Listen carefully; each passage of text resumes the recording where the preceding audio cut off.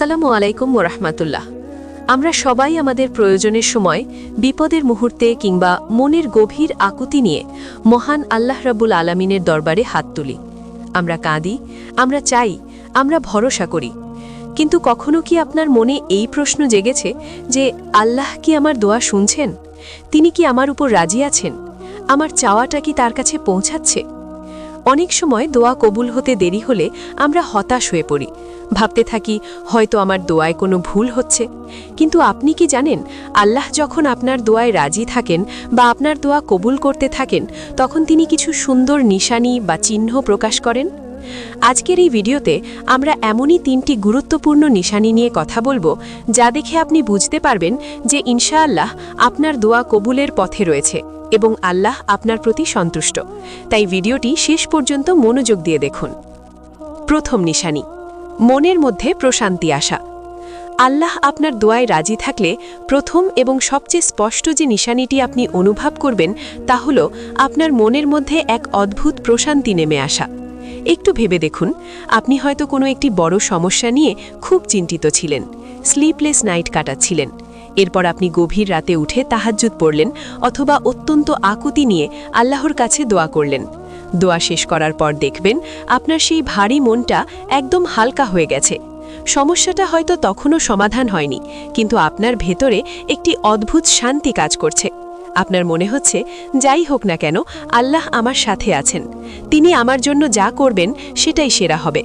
এই যে মনের শান্তি, একেই বলে সাকিনা। এটা আল্লাহর পক্ষ থেকে আসা এক বিশেষ রহমত।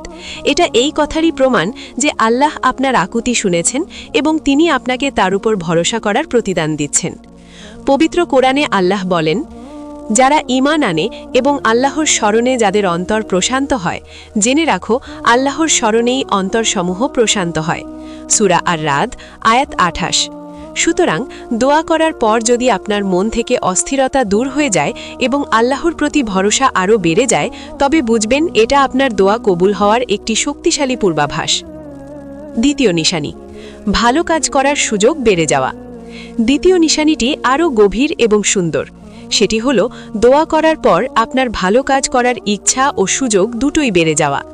বিষয়টা কেমন? ধরুন আপনি আল্লাহর কাছে আর্থিক সচ্ছলতার জন্য দোয়া করছেন। হঠাৎ করে আপনি খেয়াল করলেন আপনার ফজরের নামাজ আর কাজা হচ্ছে না। আপনার মন দান সদকা করার জন্য অস্থির হয়ে উঠছে। আগে যে মানুষটা অন্যের সাথে রূঢ় আচরণ করত, সে এখন সবার সাথে নম্রভাবে কথা বলছে। অর্থাৎ আপনার চাওয়াটা পূরণ হওয়ার আগেই আল্লাহ আপনাকে একজন ভালো মানুষ হিসেবে তৈরি করে নিচ্ছেন। একে বলে তাওফিক, মানে ভালো কাজ করার জন্য আল্লাহর পক্ষ থেকে সাহায্য ও সুযোগ লাভ করা। আল্লাহ যখন কোনো বান্দাকে কিছু দিতে চান, তখন তিনি আগে সেই বান্দাকে সেই নেয়ামত পাওয়ার যোগ্য করে তোলেন। আপনার দোয়া যদি হয় আল্লাহর অবাধ্যতা থেকে মুক্তি, দেখবেন আপনার সামনে ভালো বন্ধুদের আনাগোনা বেড়ে গেছে এবং খারাপ সঙ্গ ত্যাগ করা সহজ হয়ে গেছে। সুতরাং আপনি যখন দেখবেন যে দোয়া করার পর আপনার ইবাদতের প্রতি মনোযোগ বেড়েছে, গুনাহের প্রতি ঘৃণা জন্মেছে এবং নেক আমলের সুযোগ তৈরি হচ্ছে, তখন নিশ্চিত থাকুন যে আল্লাহ আপনার দোয়া শুনছেন এবং তিনি আপনাকে আরও তার নিকটবর্তী করে নিচ্ছেন। আর আল্লাহর নৈকট্য লাভ করার চেয়ে বড় পাওয়া আর কি হতে পারে? তৃতীয় নিশানি, বিপদ দূর হওয়া বা উত্তম বিকল্প পাওয়া। তৃতীয় নিশানিটি হল আল্লাহর অসীম জ্ঞান ও ভালোবাসার এক দারুণ প্রমাণ। অনেক সময় আমরা যা চাই তা হুবহু পাই না, কিন্তু আল্লাহ তার বিনিময়ে আমাদের জীবন থেকে কোনো একটি বড় বিপদ সরিয়ে দেন অথবা তার চেয়েও উত্তম কিছু আমাদের জন্য ব্যবস্থা করেন। রাসূলুল্লাহ সাল্লাল্লাহু আলাইহি ওয়াসাল্লাম একটি হাদিসে বলেছেন, যখন কোনো মুসলিম দোয়া করে যেখানে কোনো গুনাহের আবেদন বা আত্মীয়তার সম্পর্ক ছিন্ন করার কথা থাকে না, আল্লাহ তাকে 3টির মধ্যে একটি প্রতিদান অবশ্যই দেন। 1, হয়তো তিনি যা চেয়েছেন তাই তাকে দুনিয়াতে দিয়ে দেন। 2, অথবা তার দোয়াটি আখিরাতের জন্য সঞ্চয় করে রাখেন। 3, অথবা তার উপর আপতিতব্য কোনো বিপদকে তার দোয়াটির বিনিময়ে দূর করে দেন। মুসনাদে আহমদ। এই হাদিসটি আমাদের চোখ খুলে দেয়। হয়তো আপনি একটি চাকরির জন্য খুব দোয়া করছিলেন, কিন্তু চাকরিটা পেলেন না। কিছুদিন পর জানতে পারলেন ওই কোম্পানিতে একটি বড় সমস্যা চলছে। তখন আপনি বুঝতে পারলেন আল্লাহ আপনাকে না দিয়ে আসলে রক্ষা করেছেন।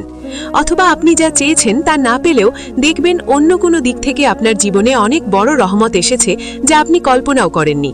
সুতরাং যখন দেখবেন আপনার চাওয়া জিনিসটা না পাওয়া সত্ত্বেও আপনার জীবন থেকে কোনো বড় বিপদ কেটে গেছে বা আপনি তার চেয়েও ভালো কোনো বিকল্প পেয়েছেন, তখন হতাশ হবেন না, বরং শুকরিয়া আদায় করুন, কারণ এটা নিশ্চিতভাবেই আপনার দোয়া কবুল হওয়ার একটি চিহ্ন। আল্লাহ তার অসীম জ্ঞানে জানেন আপনার জন্য সর্বোত্তম পরিকল্পনা করে রেখেছেন। তাহলে আমরা জানতে পারলাম দোয়া কবুল হওয়ার 3টি সুন্দর নিশানি। 1. দোয়া করার পর মনে গভীর প্রশান্তি আসা। 2.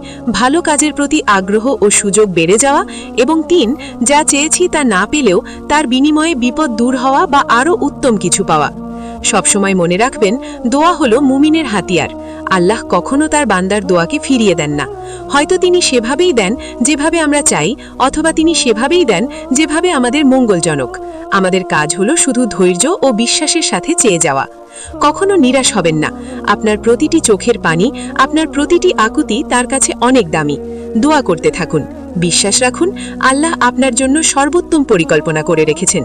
আজকের ভিডিওটি যদি আপনার ভালো লেগে থাকে তাহলে অবশ্যই একটি লাইক দিন এবং আপনার বন্ধুদের সাথে শেয়ার করুন। আমাদের চ্যানেলটি সাবস্ক্রাইব করে পাশে থাকুন। আপনার কোনো অভিজ্ঞতা থাকলে কমেন্ট করে আমাদের জানাতে পারেন। দেখা হবে পরবর্তী ভিডিওতে। আল্লাহ হাফেজ।